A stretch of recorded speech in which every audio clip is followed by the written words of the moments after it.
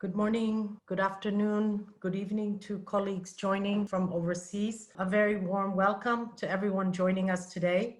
My name is Gülden Türköz-Koslet. I'm the Deputy Director of UNDP's Bureau for External Relations and Advocacy in New York. It's my pleasure today to moderate today's Open Dialogue series, which is the last of our series. And with these dialogues, we aim to strengthen understanding of how UNDP is responding to the development needs of the many communities in the countries in which we serve to help address the impact of COVID-19 pandemic. As you all know and are living in it, we are facing an unprecedented threat from COVID-19. We've seen it's so much more than a global health crisis. It's an economic crisis, a humanitarian crisis, a security crisis, and a human rights crisis. The pandemic has laid bare severe and systemic inequalities. The UN is particularly concerned on the socioeconomic impact of the COVID-19 on people, and many of them already facing existing humanitarian crisis.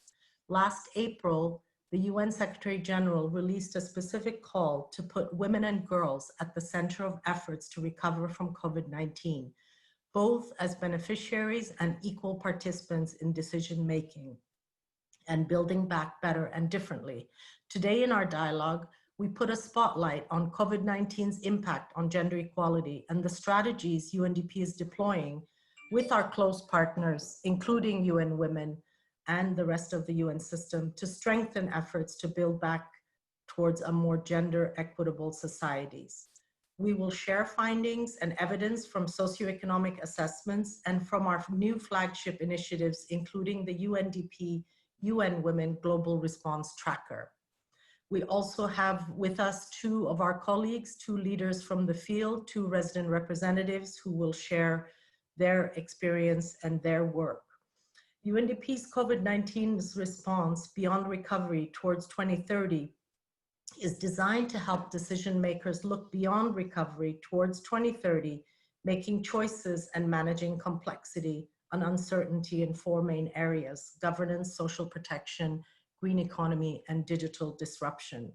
It encompasses our role in technically leading the UN's socioeconomic response as mandated by the UN Secretary General. Gender equality is a fundamental aspect of our mandate and work.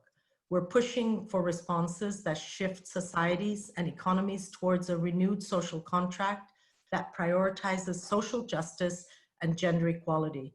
Today, we'll have the opportunity to discuss UNDP's approach, which is based on systemic transformation, evidence-based measures, and pushing frontiers towards innovation. We're mobilizing all our assets to respond to this unprecedented challenge across our global network of 170 countries and territories. These open dialogues are an opportunity to peer into UNDP's response to the crisis and how we're doing so in partnership with others. We could not do it without the partnership of all the countries in which we work, the UN system, and so many more. We have an hour for this dialogue, colleagues, and there'll be time for discussion and questions at the end.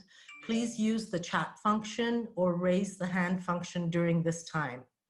I would like to now hand over with great pleasure to Mr. Hal Young, Assistant Secretary General and Director of our Policy Bureau, for his remarks.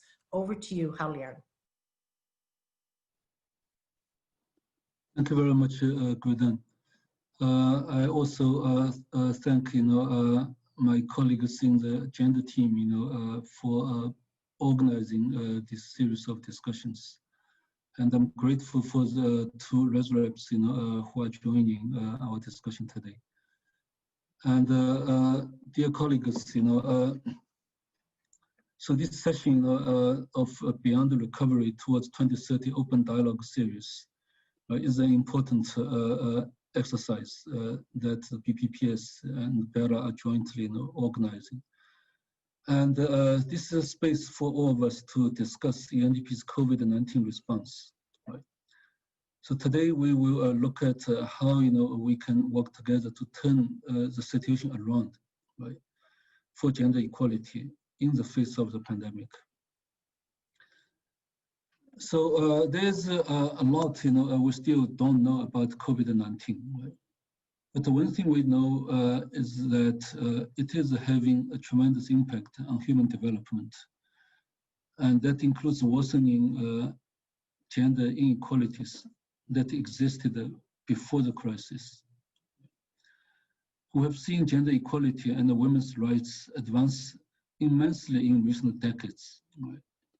The defining moment, 25 years ago, right, in Beijing, right, was a critical milestone that resulted in the adoption of the visionary Beijing Declaration and Platform for Action. Right? And this platform for action influenced the work of UN everywhere, including UNDP. It marked the beginning of UNDP's two-pronged approach to achieving the gender equality agenda, ensuring both gender mainstreaming and gender dedicated programming. Right? It was a conceptual revolution that changed our technical and political support to countries. And this has been reflected in our operational guidance and practices. Right? Beijing, has also transformed the way we engage with partners, right, from donors to women's grassroots organizations, a cross-section of players. Right? But 25 years later, the Beijing why the Beijing platform, remains, a powerful source of guidance and inspiration. Right? And there are also challenges, and this is why it is really important, still today, 25 years on. Okay. And why is it still important? Right? And I think but I would like to state the obvious probably. The first is that even before the COVID-19 crisis, the Beijing agenda was already questioned by some groups, right? Mostly the conservative groups. Right? And the UN's perspective has always been that an attack on women's rights is an attack on overall human rights, right? So our position is very clear. The UN needs to protect the Beijing conference's legacy as part of our Universal Declaration of Human Rights, right? So that's the first principle. And secondly, why it is important, because the premises established by the Beijing Declaration and the Platform for Action continues to be the main global standard to solve a multitude of emerging issues. Right? This includes migration, digitalization, environmental degradation, and so forth. Right? So, for example, when member states agreed to Beijing, agreed in Beijing is still a very valuable reference for how our societies engage with the gender aspects of climate action. So I think it is the one platform and action plan that's agreed by the international community, right? Although there are attempts to roll that back. Right? So finally, the COVID-19 crisis, is threatening to undo many of our gains in recent decades on gender equality. Right? And we know how pandemic is hitting women hard. Women and girls face disproportionate economic, health, and social risks due to deeply entrenched inequalities, social norms, and unequal power relations. With the pandemic, women's economic security is also in jeopardy. Gender-based violence is resurgent, and girls' education and maternal health are threatened.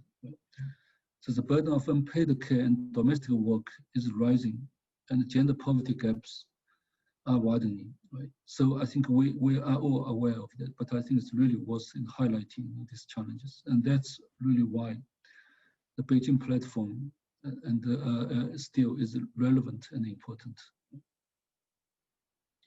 So this is why we would like to discuss, with all of you today, right? We want to share trends that we're seeing on gender equalities, but also to be part of the solution. And And this is why, soon you will be hearing about concrete examples of our work on the ground. So while the COVID-19 crisis puts our progress on leaving no one behind at risk, it also provides us with an opportunity to do things differently. This includes working more closely with other UN agencies, right? With you and with our partners. We also want to learn from your perspectives and your valuable experiences in this discussion. Right? So finally, to conclude, right? So these conversations are vital to building a joint vision and identifying points for further collaboration. We need to turn it around for gender equality together. So I'm looking forward to today's discussion and how we can create partnerships to accomplish these ambitions and build back more gender equal societies together. Thank you very much. Thank you very much, Hal Young, and also stressing very important milestones in gender equality, the Beijing +25, and also highlighting how we look forward to also hearing and learning from others. I would now like to invite you to watch a short video before Raquel Lagunas, the director of UNDP's gender team, takes the floor and shares with you our work. And she will also be inviting Claudio Tomasi, our resident representative from Turkey, and Maria del Carmen Sacasa, who's our resident representative in Peru, to also share insights from our work in the field. Let's now watch this short video, and then please, Raquel, take over right after. Yeah.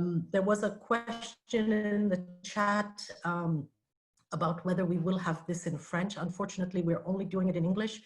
But si vous voulez poser votre question en français, je vais essayer de traduire ou mes collègues peuvent répondre. Merci. Over to you and to the video, please.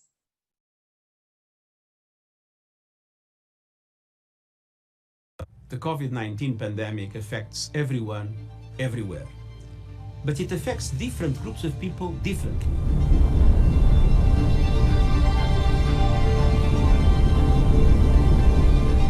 We've heard over and over again how they carry the brunt, the burden of COVID-19.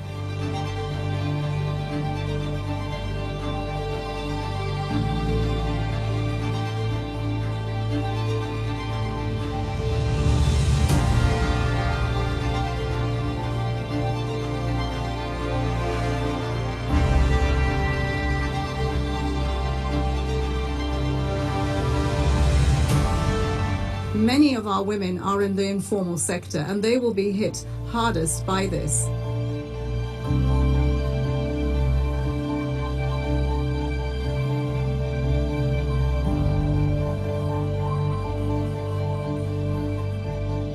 COVID-19 could reverse the limited progress that has been made on gender equality and women's rights.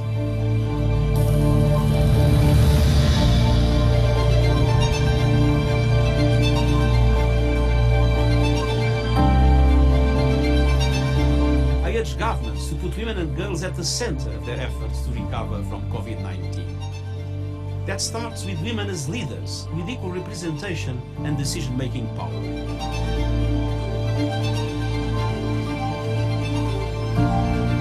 We will be rising to this occasion with women at the forefront. Gender equality and women's rights are essential to getting through this pandemic together, to recovering faster, and to building a better future for everyone.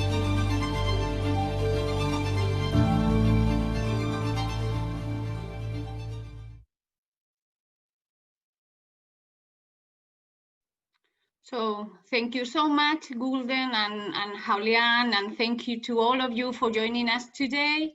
I have a short presentation to share with you how UNDP is addressing the challenges that right now, after this short video, we have even with more clarity, which are the red flags and the challenges. So if we go to the next slide, and very quickly, I just wanted to help all of you colleagues to understand and participants, understand which is our framework UNDP has a gender equality strategy. This is the third one.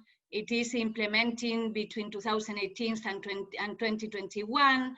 And we come from a long path, as Hal Young said, since 1985, 1997, we are working on gender equality. So how do we respond to COVID? We have in our background the gender equality strategy, and we have the 4 pillars, just for all of you to know, the 4 pillars from the ones we are responding to the coronavirus pandemic: social protection, green economy, digital disruption, and governance. So when we see the video and we put together our mandate and the 4 pillars, and go to the next slide, I want to share with you some vision that we have about where do we want to go as UNDP. So as you see here, we are looking for building forward better and pushing for transformation, for new economic paradigms, but also renewed social contracts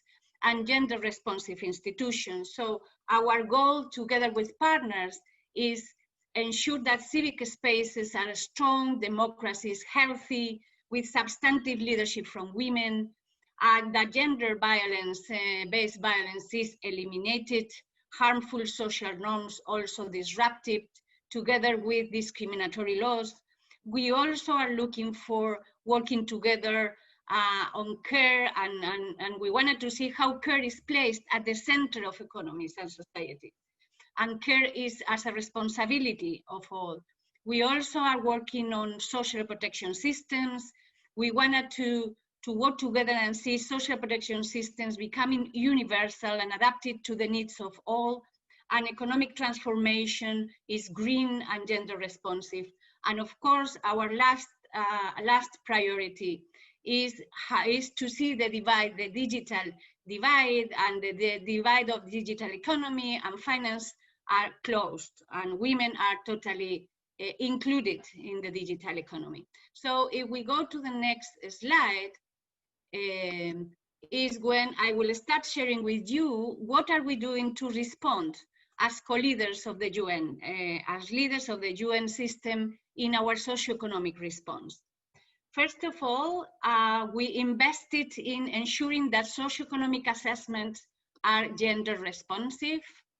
In this regard, we have been working in a number of countries with all of you, with our partners, and I can share with you that the 2 main topics addressed by socioeconomic assessments from the gender perspective is access to employment, protection of employment for women, but also the increase on care responsibilities and violence against women, or gender-based violence. If we go to the next, we are working also, and we invested a lot and intentionally strengthening interagency coordination. We are members of the IANGWE, the gender network of the UN system. We are joining and proactively working with the working group on gender and social protection, the interagency working group. And of course, with the UNCT, the equivalent at the global level, UNSDG task team on socioeconomic response to COVID. So we have a strong commitment in providing joint responses as UN. If we go to the next, then we go to another aspect that is for UNDP fundamental to strengthen, and it has been fundamental since March, and is gender data and analytics.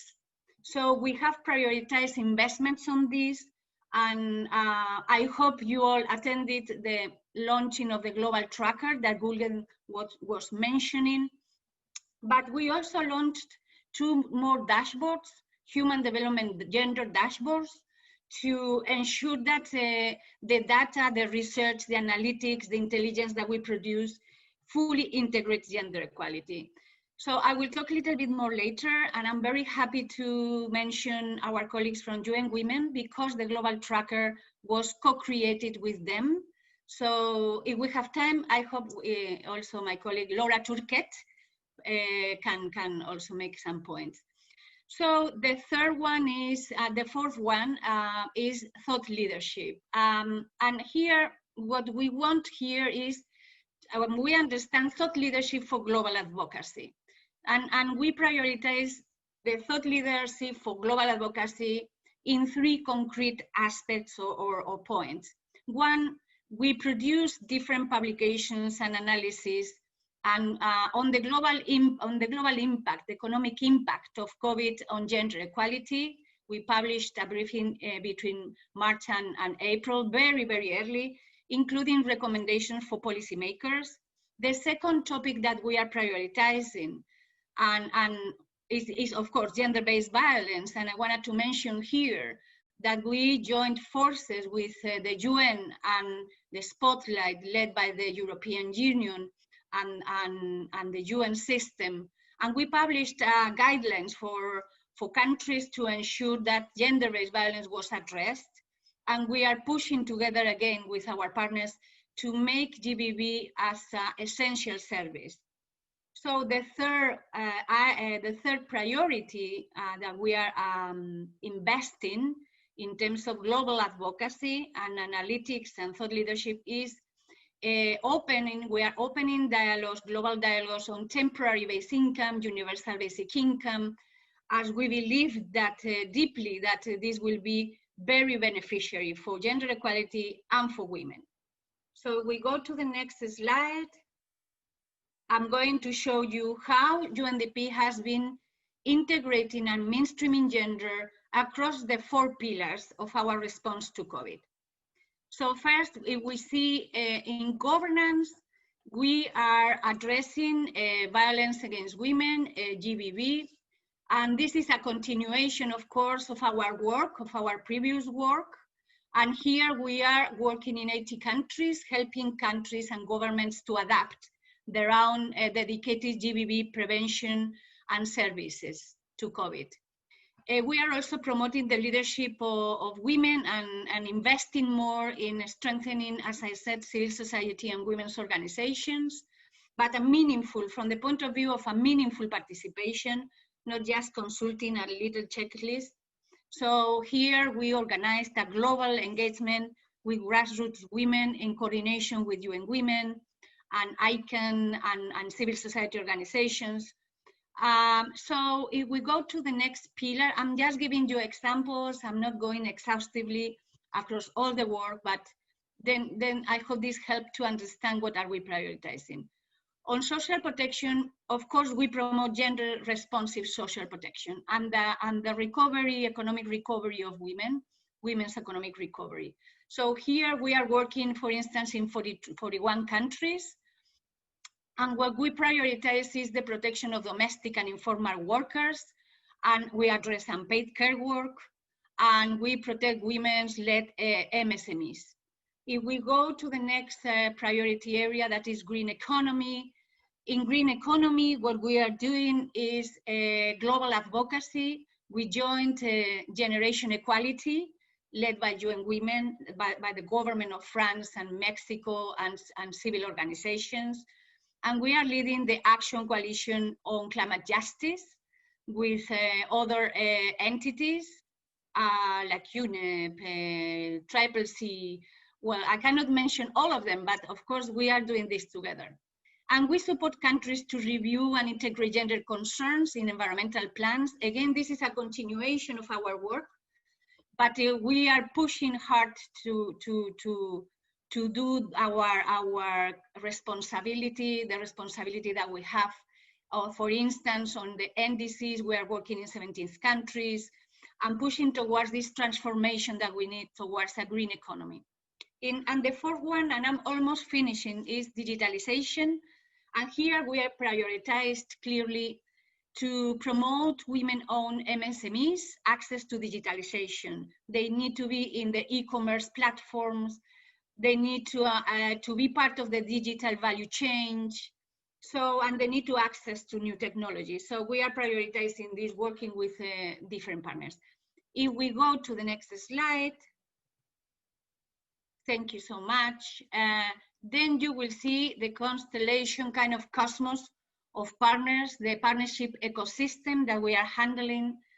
I wanted to, I mean, I will not mention any of them, but I wanted to mention that we understand that today we cannot work without emphasizing the engagement with civil society. Again, I wanted to insist, but also private sector.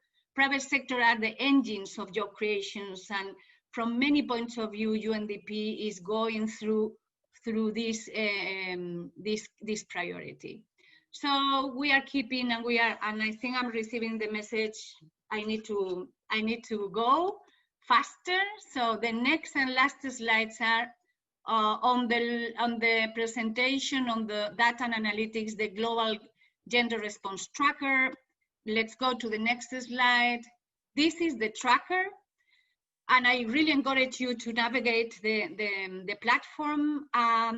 We have the capacity, we analyze and compile 2,500 policy measures across 206 countries and territories. So, and in 3 dimensions, economic security of women, gender-based violence, and unpaid care. So you can go and the system offers a breakdown by policy area, by country, by region. And if you wanted to dig deeper, you can even go to the policy details and see a short description of each measure. So you can play a lot and get access to this information. It's a living platform, and all of you are also, and governments, encouraged to send us emails if by any chance we are missing any measure, because this is a live platform, living platform, and we need the help of all of our partners. So if we go to the next slide, you can see some figures. We cannot again go exhaustively, but just to give you a flavor, you see that the more than, well, out of 2,517, only 992 measures are gender sensitive, and this is very revealing. And more than 71% of the measures are stepping up actions to address violence against women and girls. So those are good news, because the percentage is high in the 1992 measures under this kind of context. So the bad news, not really, where countries are not really scoring strong responding to women and girls' needs is on women's economic security and unpaid care. And you can see how the numbers are decreasing. 10% of the measures are focusing on women's economic security and 8% on unpaid care work. I wanna just to share, and let me check how I'm doing with the time. I'm almost finishing. Okay, I wanna just to share with you, because it's useful information. Let's stay in the global picture. That on economic security, the main policy responses to COVID are cash transfers and food assistance. Well, on unpaid care, the main responses are through social insurance, social assistance, and care services. We have here cash for care programs and expansion of family leave provisions for employees. So this gives us, all of us, the scenario to plan better and to plan evidence-based. This gives us the scenario for global advocacy too. So I will stop here. I will not go through the next slide. That is what my colleague she was showing, our pipeline, the future that we wanted to walk through. And I hope at the end of the presentation and the conversation, maybe I can go through that. I wanted to prioritize my colleagues from the country offices. And I wanted to start with Carmen Sacasa, the resident representative of Peru. I'm going to, Carmen, welcome and thank you for joining us.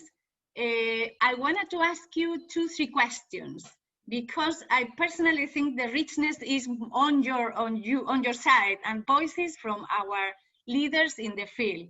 My first question for you is, Carmen, which challenges do you see, have you been experiencing since March, since COVID? Challenges, how COVID is impacting in gender equality in Peru and in women and girls. If you wanted to share with us 1, 2, or 3 clues. Over.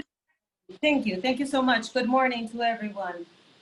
Definitely, as it has been said before, COVID-19 has hit differently women and men. And we consider that there are 4 areas particularly where the gaps have deepened. First of all, the informality. Second of all, the gender-based violence. Third of all is the unequal distribution of care work, as you mentioned. And fourth, it is important to highlight the intersectionalities among the different elements I've mentioned of the exclusion and inequality, which will trigger even greater vulnerabilities in Peru. We know that we have a country of high informal workers. It was about 72%, now it's rising to 73.5%, and 2 out of 3 women are informal workers. And they're in the sectors that have been impacted the most, like service and commerce. And we definitely consider that according to the studies we've made as the UN and some think tanks in Peru, that the reduction of the income has been much higher in women, approximately 37%, than for men, which has been 16%. Wow. Thank you so much, Carmen. So the next question is pretty straightforward. How UNDP, how the country offices in Peru has responded to gender equality during COVID and to the challenges that you were just mentioning in coordination with partners, with our partners? Well, we think that this crisis, multiple crises that are going on, has affected and revisited our lives also.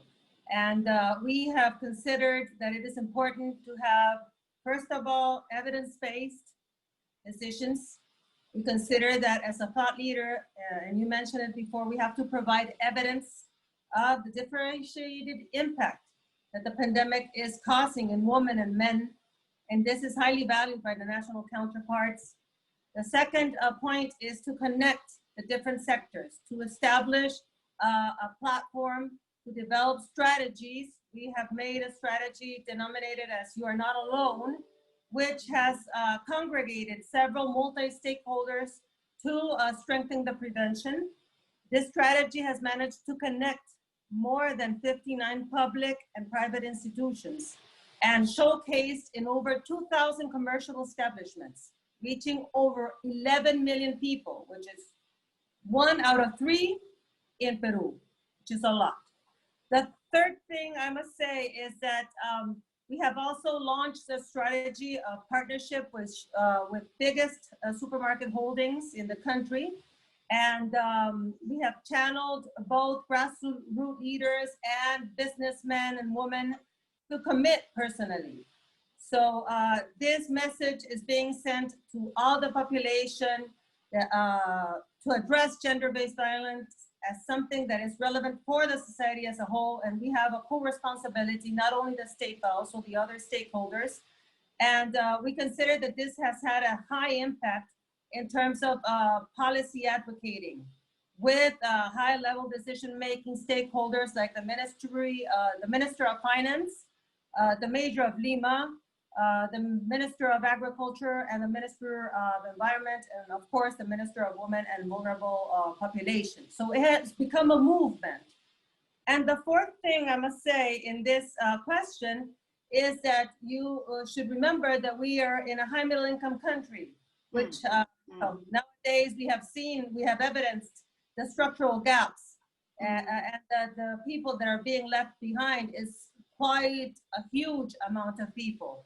And so we have a very little amount of donors in the country, but in the case, for example, of the contribution, the corporation of COICA, we have made a significant difference from to build a new normal. We are working with Justice Access for Women, and this has been a critical support for the national institutions. So thank you so much, Carmen. We know that the Peru office is a leader addressing gender-based violence, but also bringing the private sector into the work of gender-based violence, and also addressing structural challenges, as you said, like access to justice. So thank you. We will come back later to the question on private sector and if you see changes, because it is very clear from our side that there is a big emerging movement. I like how you call it. So let's move to Claudio.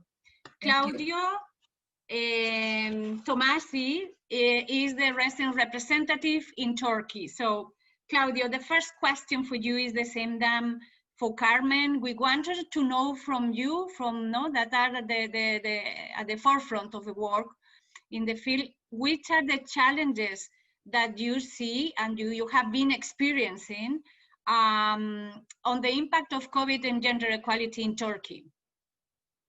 Thank you very much, Raquel.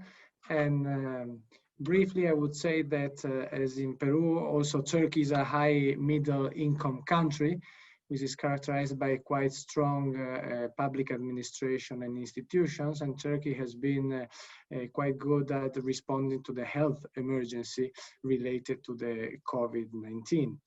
When we come to the gender issue, the history is a little bit more complex because we have seen how many inequalities that already existed in society have been exacerbated further by the COVID-19. And in particular, I would focus on 3 or 4. One is gender-based violence. You mentioned it in your presentation previously. This is definitely an area that, according to different surveys and statistics, has gone up. Some, they are not really reliable numbers that we can agree upon because there is a big underrepresentation in terms of reporting capacity here in Turkey. But for example, the Turkish Federation of Women Association has spoken about that 80% increase on gender-related violence due to the COVID-19, due to being locked at home and having difficulties to reach out and to report and to ask for help. So this is definitely a big issue here that we have been detected, and we're working together with the UN Women. A second one is, of course, the economic element. You also mentioned it, and it has 2 aspects. One is basically how women have been negatively affected in the labor market in a disproportionate way compared to men. So more women have lost their jobs, more women had to basically diminish the hours that they can dedicate to their jobs, and then being therefore affected in a negative way. And the second subset in the economic side is the paid versus unpaid work. I will maybe later on give more details about that, about the survey that we have come up with, but it's definitely an issue here that women have been proportionally more affected in their unpaid work in the household due to the COVID-19. A third one has to do with the social protection, because as I was saying, Turkey is quite strong at the level of public institutions, and there is a quite solid social security system. However, it's very much geared towards the formal sector with people with stable jobs. And in many cases previous to COVID-19, women compared to men were more present in the informal sector, short-term jobs, and therefore they have fallen out of this protection, which is a big issue for a large part of the population, for women particularly.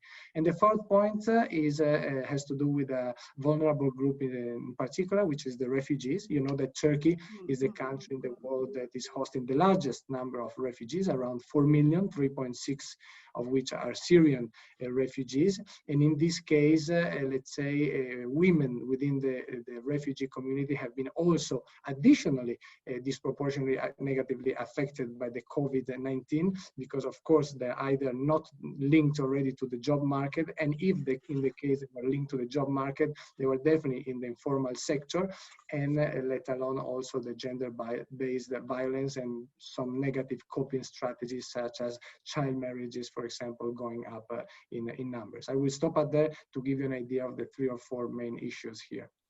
So thank you so much, Claudio. I'm going to go to the question of, we know that Turkey is one of the offices addressing the challenge of unpaid care, the disbalance and the disproportion in the distribution of the burden of care work. So my question for you, Claudio, and I want from you a concrete example of, first, why your office prioritize unpaid care and running in particular a time survey?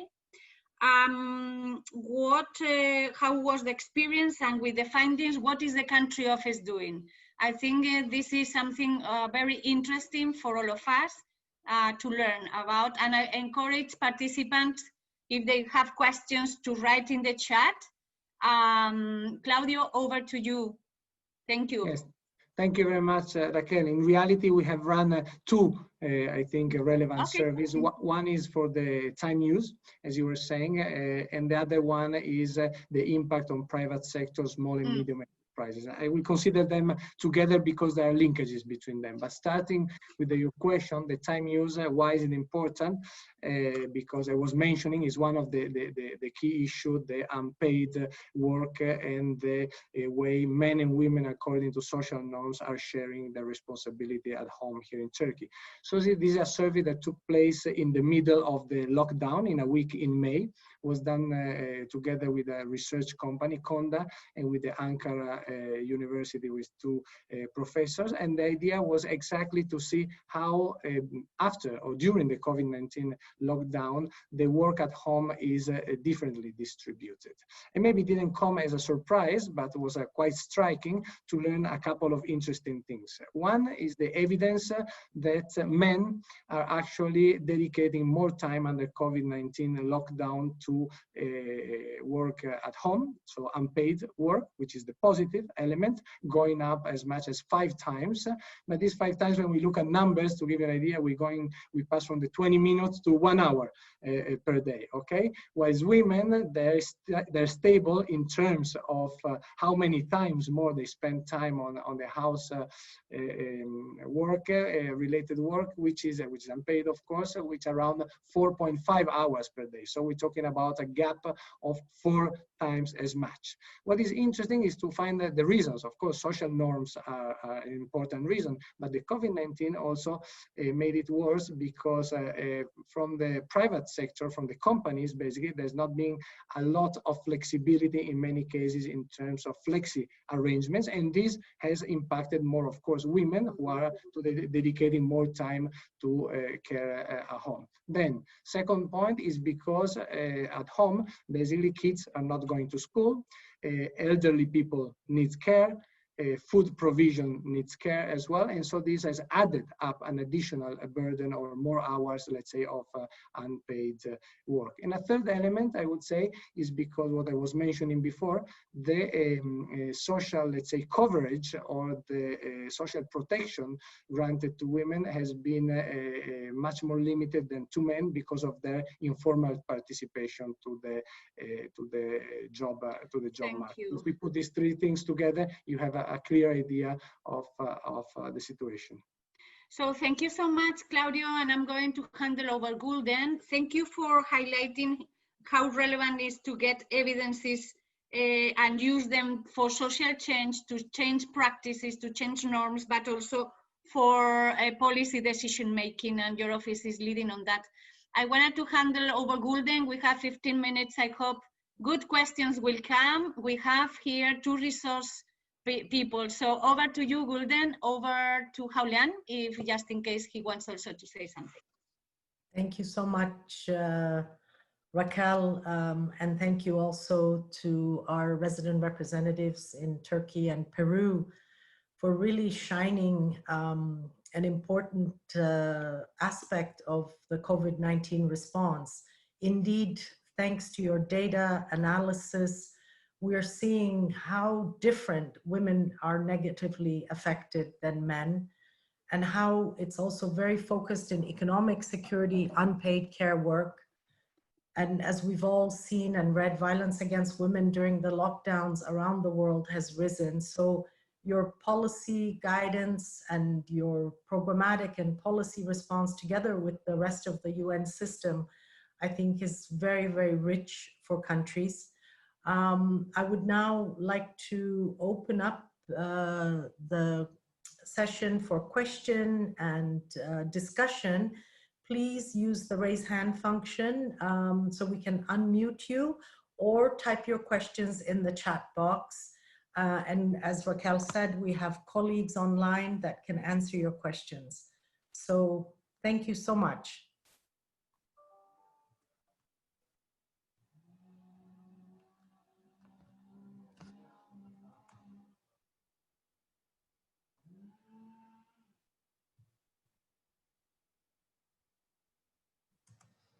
Unless, oh, I see maybe one question.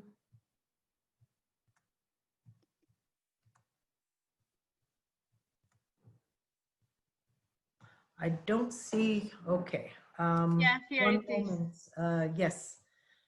I have one question to all the panelists. As one of the authors of the survey from Istanbul Technical University, rather than the social norms that we found determining was that men started working more hours of unpaid work because they were doing their paid work from home, and they were working fewer hours of paid work. This helped to raise their unpaid work time, hence policy implications of work-life balance policies directed particularly at men. Very, very interesting. Thank you so much, Ipek, for that. I wanted to say that Ipek was also the person and the academic supporting the office and regional center in this kind of work. So I wanted to recognize her here, her credits. Absolutely, thank you. And our collaboration with universities and academia is really important in this area as well.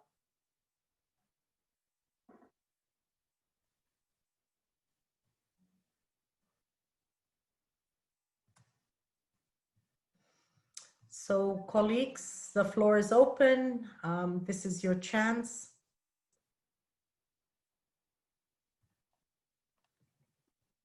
Perhaps if we don't have questions, and you can always come back and also send them to Raquel and our representatives directly. I know that Raquel had mentioned we have colleagues from UN Women, and I want to recognize Laura Turkett. Yep. Hello, Laura. I hope we're not putting you on the spot to come in and share some insights. Hi there. Good to see you, Laura. Sure, I'd be happy to. Thank you so much, and thanks to Raquel for and colleagues for a really interesting presentation to get a sense of the full range of UNDP's work. We've been really happy to collaborate with the UNDP gender team and many colleagues in the field on the tracker. And I'm glad you asked me to speak, because I also wanted to add to the comment that Ipek made and other colleagues made about the issue of unpaid care work. As Raquel mentioned, we found from our analysis of the gender response policies that unpaid care work was really the area where the response has fallen quite far short of what is needed.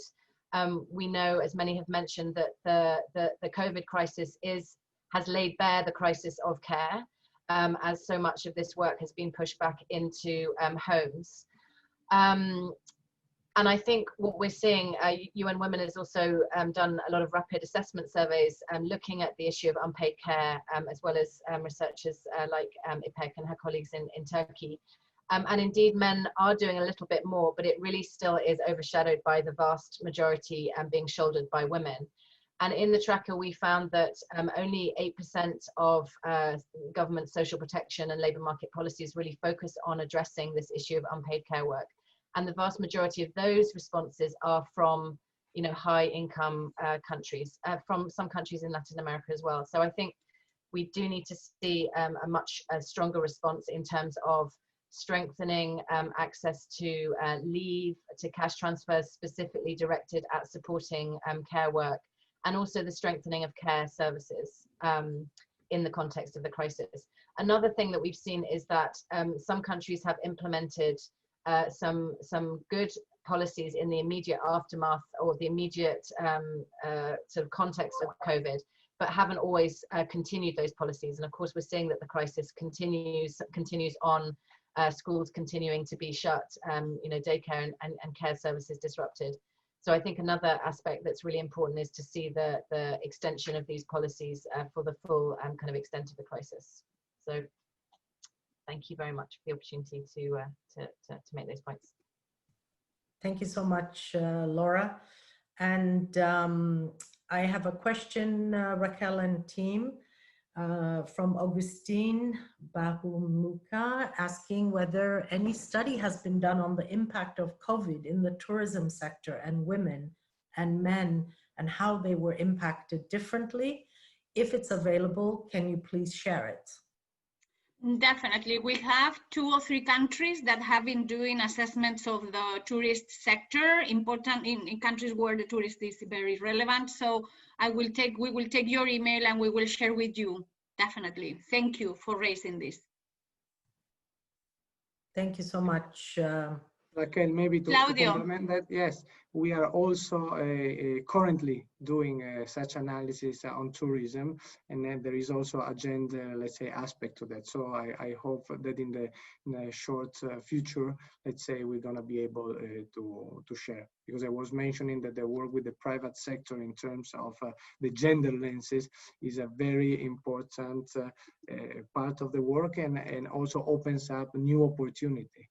For example, in the digitalization of SMEs, in the possibility of e-trading, finance, management. These are skills where SMEs led by women are being targeted in order to be supported, because it's not only about the unpaid and say care work at home. There is one aspect, but there is also the aspect of how to enhance the possibility of women actually working in the labor market. Mm-hmm. Thank you. Maria, did you want to come in from Peru? I saw that you... Yes, thank you so much. As a matter of fact, tourism is vital in Peru, as you can imagine, due to several ancient history that we have.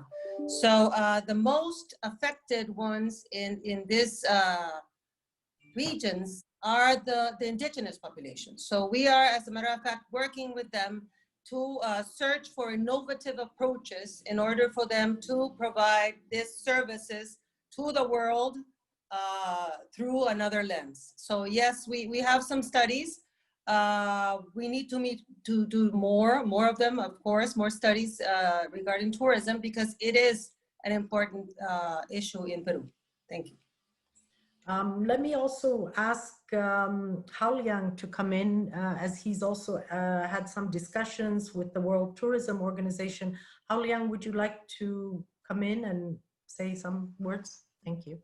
I think on the question of tourism, it has been raised with many countries, because many small island developing states, for example, they are heavily dependent on tourism.